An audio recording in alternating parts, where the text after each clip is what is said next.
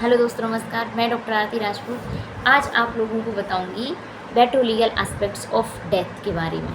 तो दोस्तों, हमने बता दिया था, आज हम बता रहे हैं एस्फिक्सिया कि एस्फिक्सिया कैसे होता है। तो दोस्तों, जब इंटरफेरेंस हो जाए O2 और CO2 के इंटरचेंज में, क्या होता है कि लंग्स में हमें पता है CO2 और O2 का क्या होता है, इंटरचेंज होता है आपस में। तो जब ये रुकावट आ जाए तो उस दौरान जो डेथ होती है वो एस्फिक्सिया के कारण डेथ हम मानते हैं। तो दोस्तों, एस्फिक्सिया कुछ नहीं है, ब्रॉडर टर्म में हम इसको क्या बोलते हैं, एक एनॉक्सिया है। ए माने एब्सेंट, ऑक्सिया माने ऑक्सीजन। जब शरीर में या हमारे ब्लड सेल्स को या हमारे ब्लड में ऑक्सीजन लेवल कम हो जाता है तो उस दौरान जो है दोस्तों एनॉक्सिया हो जाता है। एनॉक्सिया में क्या है, वही O2 और CO2 का इंटरचेंज रुक जाना लंग्स में, ब्लड कैपिलरी में या ब्लड में ऑक्सीजन ना पहुंचना एस्फिक्सिएशन कहलाता है।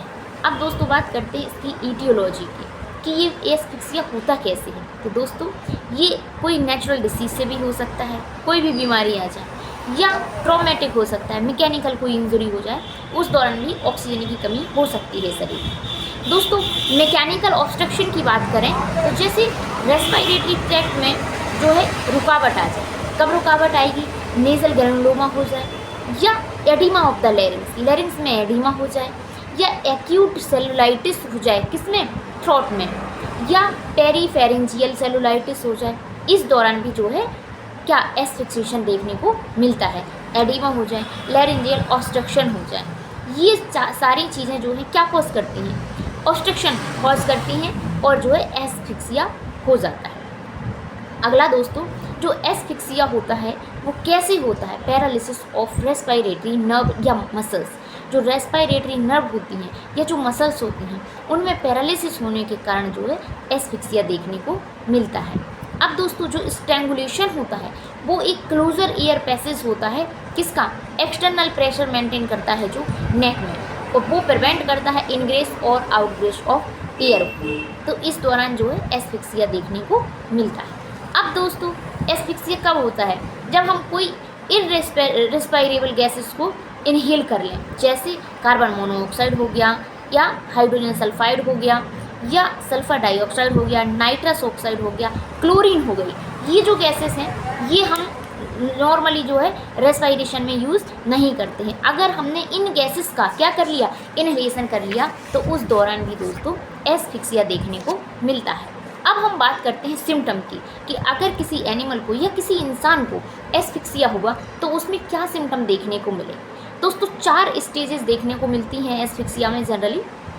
पहली स्टेज है डिस्निया की, दूसरी स्टेज है कन्वल्जन, और तीसरा स्टेज एपनिया, चौथी स्टेज दोस्तों रेस्पिरेटरी पैरालिसिस, जिसमें जानवर जो है पूरी तरीके से डेथ में चला जाता है। तो दोस्तों, पहली स्टेज जो हमने आपको बताई है डिस्निया की, डिश मतलब होता है पेनफुल, निया मतलब रेस्पिरेटरी जो सर्कुलेशन है उसका रुकावट आना, तो पेनफुल सांस लेना क्या कहलाता है, डिस्निया कहलाता है। इसमें दोस्तों एक्यूमुलेशन हो जाता है किसका, कार्बन मोनोऑक्साइड का, किसमें, ब्लड में, और जो ऑक्सीजनेटेड ब्लड है वो कम हो जाता है सेल में या आरबीसी में। तो उस दौरान जो है रेस्पिरेटरी सिस्टम में डिफ़िकल्टी आती है रेस्पिरेशन करने में, और जो सांस है वो रैपिड हो जाती है और सैलो हो जाती है। रैपिड मतलब जल्दी जल्दी सांस लेगा जानवर, या कोई भी इंसान है जिसको डिस्निया हो रहा हो, जल्दी जल्दी, और सैलो, सैलो का मतलब होता है छोटी छोटी सांस है, जैसे सांस लिया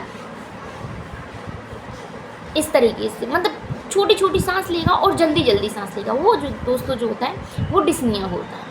अगला दोस्तों, सेकंड हमने क्या बताया था साइन, कन्वल्जन का। एस्फिक्सिया में दूसरा साइन आता है कन्वल्जन। कन्वल्जन क्या होता है, मिर्गी आना सबको पता है।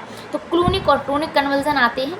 अंत में क्या हो जाती है, ओपिस्टोटोनस कंडीशन, और प्यूपिल जो हमारी आँख की पुतली है वो कैसी हो जाती है, डायलेटेड हो जाती है दोस्तों, उसमें डायलेशन देखने को मिलता है। हार्ट रेट स्लो हो जाती है, और अंत में जो रेस्पिरेटरी सेंटर है या हायर सेंटर हैं वो पैरालिसिस की तरफ बढ़ने लगते हैं। तीसरी स्टेज जो होती है दोस्तों वो एपनिया होती है। ए माने एब्सेंट, निया माने क्या है, रेस्पिरेटरी सेंटर का। तो इसमें रेस्पिरेटरी सेंटर जो होता है वो डीपली डिप्रेस्ड हो जाते हैं, ब्रीदिंग बिल्कुल स्लो हो जाती है, बिल्कुल वीक हो जाती है, ऐसे लगेगा जैसे उस जानवर ने या उस इंसान ने जो है सांस लेना बंद ही कर दिया हो।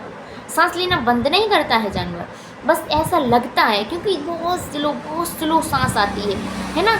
और जो जानवर है वो अपने आप जो है डेफिकेशन अपने आप गोबर करने लगेगा, अपने आप उसका यूरिनेशन होने लगता है। ये तीसरी स्टेज है दोस्तों। चौथी स्टेज क्या बताई थी हमने? Respiratory paralysis. अब जब पूरा रेस्पिरेटरी सिस्टम ही पैरालाइज्ड हो गया तो उस समय क्या होगा? ब्रीदिंग क्या हो जाएगी? स्टॉप हो जाएगी। और जब किसी इंसान की या किसी भी जानवर की ब्रीदिंग स्टॉप होगी तो क्या होगा? वो एनिमल कहाँ चला जाएगा? डेथ में चला जाएगा दोस्तों। अब हम बात करते हैं पोस्टमार्टम अपीयरेंस की, कि जब हम ऐसे जानवर का या किसी इंसान का पोस्टमार्टम करेंगे तो मरने के बाद क्या चीज़ें दिखाई देंगी, ताकि हम ये पता कर पाएँ कि इसकी जो डेथ है वो एस्फिक्सिया के कारण हुई है। पहला दोस्तों, प्रोट्रूडेड टंग मिलेगी, उसकी जो जीभ होगी, जो जानवर एस्फिक्सिया से मरा होगा उसकी जीभ बाहर निकली। बाहर क्यों निकली है जीभ दोस्तों? इसलिए निकली है कि उसमें क्या हो रहा था? CO2 का लेवल बढ़ रहा था, ऑक्सीजन का लेवल कम हो रहा था बॉडी में और ब्लड में। तो उस जानवर ने क्या किया? जीभ को बाहर निकाला ताकि ज़्यादा से ज़्यादा ऑक्सीजन अंदर ले सके, है ना दोस्तों। तो इसलिए जीभ दोस्तों बाहर निकली मिलेगी। दूसरा, frothy blood stain fluid at the nostril, नाक पे उसके जो नहुआ होते हैं तो उनमें क्या मिलेगा? फ्रोदी डिस्चार्ज, फ्रोद मिलेगा वहाँ पे। अगला, कंजेस्टेड कंजक्टाइवा, जो उसकी कंजक्टाइवा है उसमें कंजेशन देखने को मिलेगा। अगला, फ्रोदी म्यूकस कहाँ मिलेगा? लैरिंग्स में, ट्रैकिया में। और ट्रैकिया कैसी मिलेगी? कंजेस्टेड मिलेगी। अगला दोस्तों, अगर हम प्लूरा देखें, पेरिकार्डियम, वहाँ पे क्या मिलेगा? मायोकार्डियम में भी पेटिकल हेमोरेज, छोटे छोटे पिन पॉइंट हेमोरेज वहाँ पे देखने को मिलेंगी। और जो हमारा राइट साइड का हार्ट है वहाँ पे क्या मिलेगा? इम्प्रॉपर क्लॉटेड ब्लड मिलेगा, पूरी तरीके से क्लॉट नहीं, इम्प्रॉपर क्लॉटेड ब्लड मिलेगा। और जितने भी एब्डोमिनल विसरा हैं वो सब कंजेस्टेड मिलेगा। ब्रेन में भी कंजेशन मिलेगा, सीरस फ्लूइड वहाँ पे भरा होगा पूरी तरीके से, और जो ब्लड होगा वो डार्क कलर का हो जाएगा। क्यों? क्योंकि ऑक्सीजन नहीं थी, बस इस कारण जो है डार्क कलर का ब्लड मिलेगा। और दोस्तों जो वेन है वो पूरी तरीके से डायलेट मिलेंगे। बहुत बहुत धन्यवाद दोस्तों।